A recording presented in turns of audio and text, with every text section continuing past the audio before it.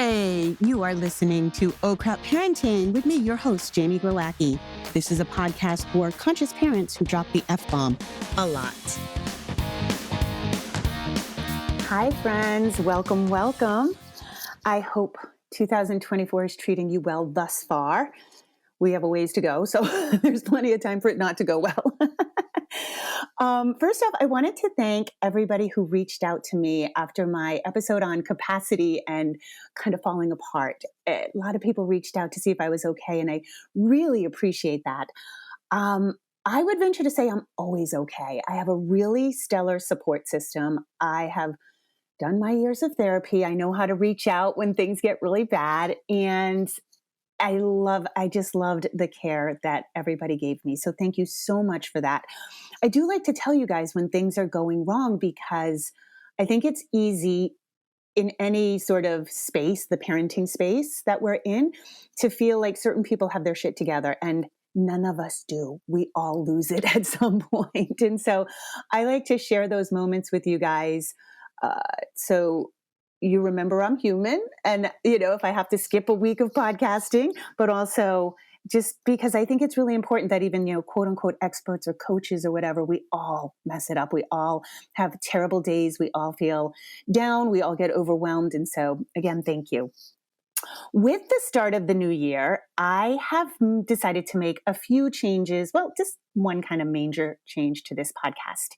So in the past, I have felt a high integrity of giving you guys the most value possible. And what that has led to is me sort of cramming in all I can into a podcast. I personally love long podcasts. I like to listen to podcasts that are, upwards of 2 hours. And generally those are interviews, of course, not just a solo person talking. But I like to not have to choose the next podcast. And so I do a lot of driving, out here in the woods. And so for me, I like the ongoing long form. But I realize that you guys are super busy. You're in the toddler or at least, under 10 age of parenting, which is so hectic. And so I've decided to take it down a notch and to tackle one topic at a time. So typically in a podcast, I cover a couple of topics, and I've decided to just do one topic at a time. Number one, I think it will be easier to digest for you guys. I often hear from people like, oh, I was listening to you in the car and I had to get home and take notes and I missed something. And I also think it's easier to search if I keep it on topic, because I know at this point in time, gosh, I've been podcasting for I think 3 or 4 years. So I have quite a body of podcasts, and it gets bulky and clunky, I should say, to search, right? When you're looking for a specific topic. So what that means is I had to do away with my notion of it has to be this long, or every podcast has to be 30 to 45 minutes. So there may be some that are super short now, and there may be some that are longer. My interviews, of course, I'll let guests go on as long as they need to, unless they're not good guests. So I'm just going to tackle one topic at a time. Again, just so you know, there may be 10-minute podcasts and there may be hour-long podcasts. And I just wanted to let you guys know that. And I might include a couple of, every episode I might include a little nugget that I've read or heard. I often see these and they're not much more than a blip. It might be a minute worth of talking, but I think they're really important. Or, they've struck my fancy. So let me jump in today. Before we talk about kids who are hard on themselves, let's talk about my little nugget, which I heard this and I thought it was so interesting. Instead of saying, I don't have time for X, Y, and Z, I don't have time for that.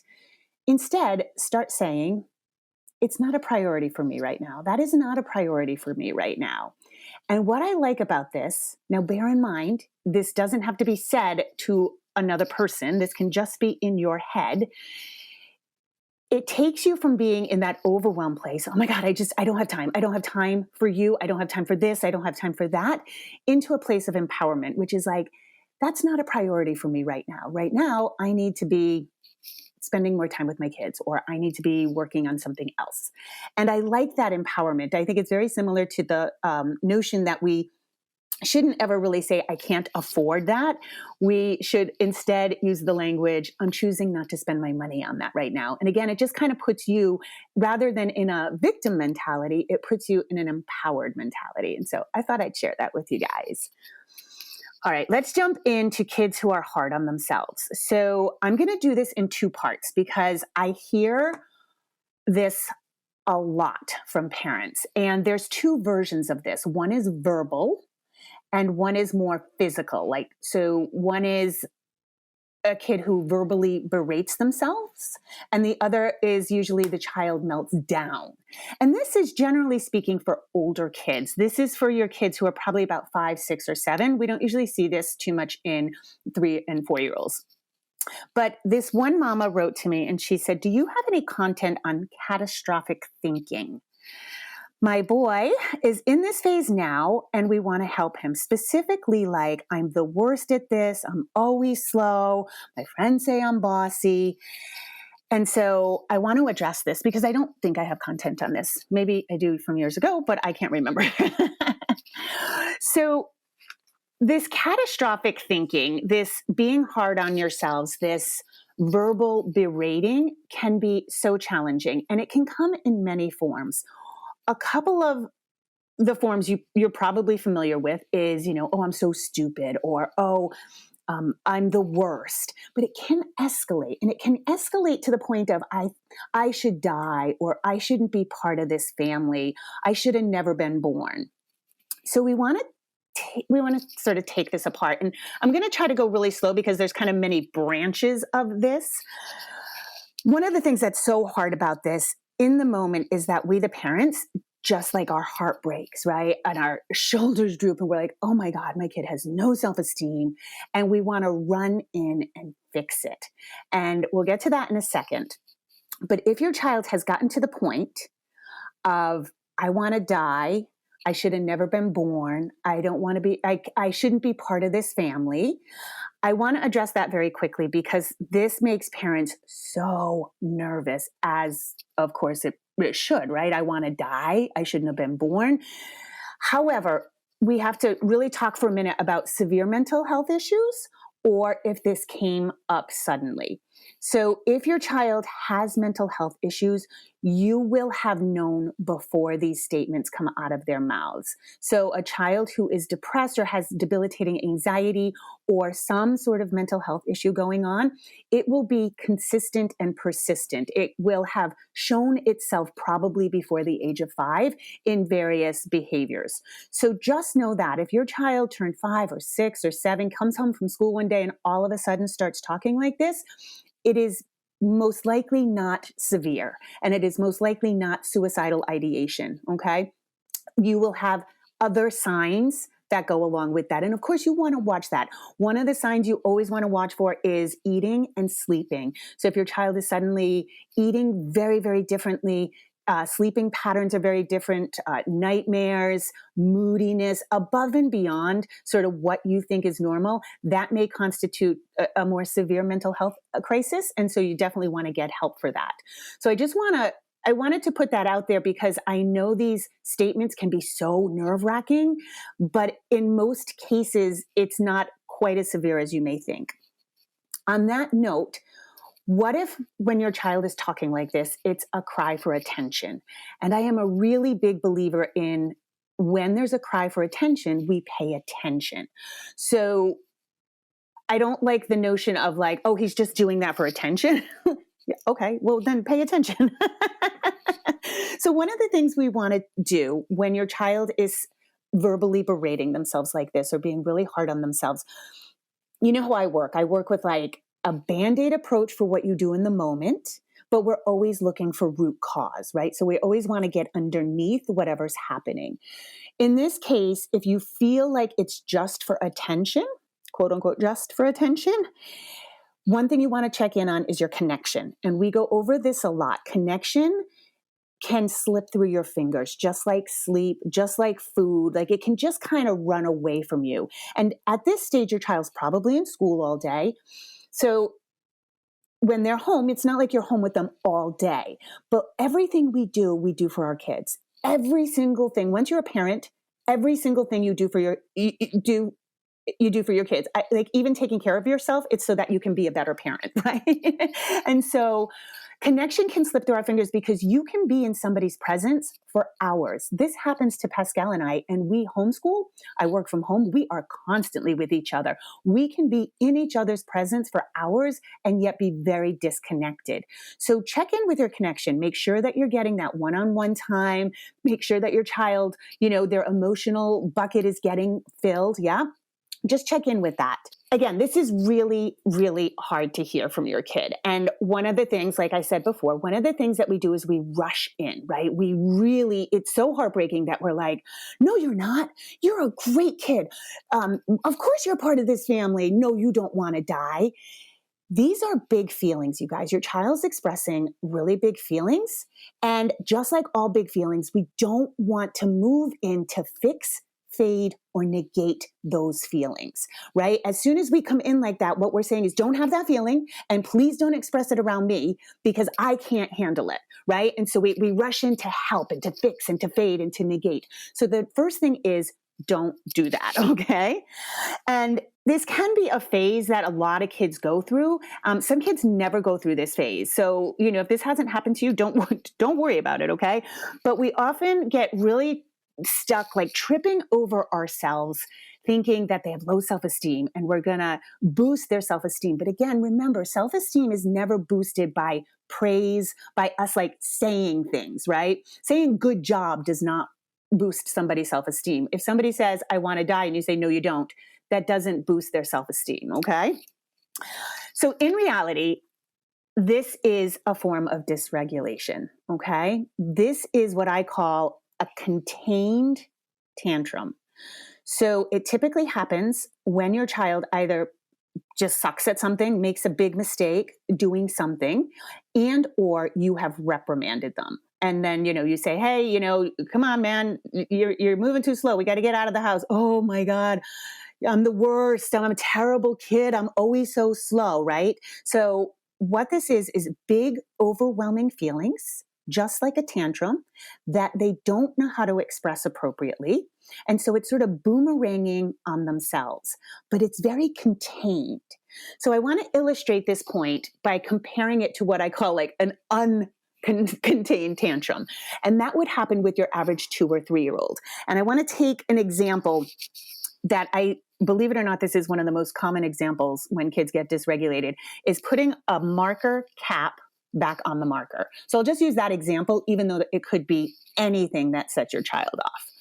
So let's look at a 3-year-old, right? If a 3-year-old is there trying to put the cap on the marker and it's not working and they're getting frustrated, what are they going to do as it peaks? Like if you don't catch it in the first quarter of the arc, right? A tantrum is an arc. It goes up and it peaks and then it comes down. If you can catch a tantrum in the first quarter of that arc going up, usually that's when you can distract, you can try to be funny, you can help, you can maybe de-escalate things right then and there. If it goes beyond that, there's nothing you can do, right? And so when we look at that arc, and your 3-year-old usually goes 0 to 60, right? There's usually not a whole lot of wiggle room there to help. What would they do? They would throw the marker. Maybe they would throw themselves back on the chair. They'd be down on the floor. They'd be howling and crying and, screaming. You might offer the marker. They yell at you. So it gets it peaks very, very quickly. When it is peaking, what do we know to do? We know to hold space. What is holding space? I call that extreme presence within action. So you're present, you are calm, you are regulated, and you're just there holding the space for your child to have all these big feelings. And that's it. That's all you do. I'm sure you've all learned the hard way that if you try to interrupt at that peak, if you try to look them in the eye, help them, reason with them, suggest anything logical, it adds fuel to the fire. Your child will just get more irritated and it gets crazier and crazier, right? So we hold space for those big emotions. And this is why it's so vital that you do your personal work so you can stay calm and regulated. Now, with a 3-year-old, it can be somewhat easier. Very illogical, but easier because you're like, whoa, dude, I don't even know what to do with you. Like, you're crazy right now, right? So it can be a little bit more understandable that, like, I'm not going to interrupt this flow. I'm not going to try to make anything better right now because this has to peak and then de-escalate, go down that arc, right? Once they've peaked and they start to de-escalate, that's when we offer love and compassion, right? That's when they're just a puddle of tears. You might need to hold them while they shake it off. And it can take a while, right? But that's where we can sometimes step in and say, okay, can I hold you? Do you want to sit on my lap? Would you like to read a story? And we can, through their hiccups, we can see them de-escalate and we can feel them co-regulate with us, right? And not always, I understand. That's some of us, that's the whole work right now. Now, with these older kids who are verbally berating themselves, I want you to think about it in the same context. Think of it as an arc, and it's a contained, right? It's not wild. It's contained, that's boomeranging on themselves. So they have no idea what to do with these emotions. So it comes out with, like, I'm awful. I'm terrible. I'm the worst person. I shouldn't be part of this family. So those things. That's where you hold space. So that's the peak. Okay. Now it's not wild. So you're not going to, like, disrupt your child more. But what you need to do is hold space and maybe say something like, wow, it seems like you're having some big feelings right now. That's it. That's it. So you want to acknowledge the feeling without feeding it or fading it or fixing it or negating it. We want to acknowledge that something's happening, but then let's see. And just sit there with your child, let them speak next or not speak at all. And this is really hard. This is really, really hard, especially as I think moms have a harder time being quieter than dads. I think, as a little side note, I started watching Yellowstone. And I think one of the best things they do, if you've seen that series, is they show men interacting with men. And man, there's a lot of silence. They take a while to speak. And I like how that is portrayed on the series. But that is one of the things, like, especially with this mama who has a boy, it is really hard in those moments to not say anything. But you have to just acknowledge, like, hey, something big is happening for you. Yeah. This feels like some powerful words. That's it. And then see what happens. In most cases, what's going to happen is if you can stay calm and regulated and not get all fluttery and not get all like, oh, I need to help my child have good self-esteem. This is terrible. My child wants to die. If you can keep calm and regulated, your child will too. Whether or not they speak, you will see them. You will see them kind of come out of it. But it's really vital that you sit with them. Yeah, so sit with them while they're having these expressions. And I know that this is hard work. Like, sometimes this may happen as you're trying to get out of the house for school. So it may not be always possible to sit there for a long time. But I do think with these older kids, you don't necessarily have to spend so much time with them. You just have to say, wow, it seems like you're having a really hard time. If you do have to get out of the house, or it's a moment that you don't have a whole lot of time, you can say, is there anything I can help you with right now? Would you like my help with anything? Something along those lines. And they may say something, they may not. As you feel them start to regulate, and you will, this is a very visceral experience usually, so you can feel them or see them start to come down a little bit. As that happens, let it go. We do not process anything that just happened the minute they self-regulate. So if we go back to the 3-year-old example, right? Once they've calmed down, they're in your arms, they've been sobbing, you just get right back to real life. You say, hey, you want to go play Play-Doh? You want to come help me do the dishes? All right, let's go. You don't sit there and say, hey, listen, next time you try to put the marker on the cap on the marker, why don't you come get me instead of throwing a fit? We don't say that, right? Once they're regulated, we keep them regulated. We don't go remind them of the fact that they just lost their shit, because that's like pouring a bucket of shame just over them. Now, with the older kids, it's a little trickier because, again, it doesn't look so wild and the regulation part may not be quite so obvious, but you don't want to process right then. You want to let it go, move on. If you can do an activity together, great. If you can get outside, even better. But you just want to move on.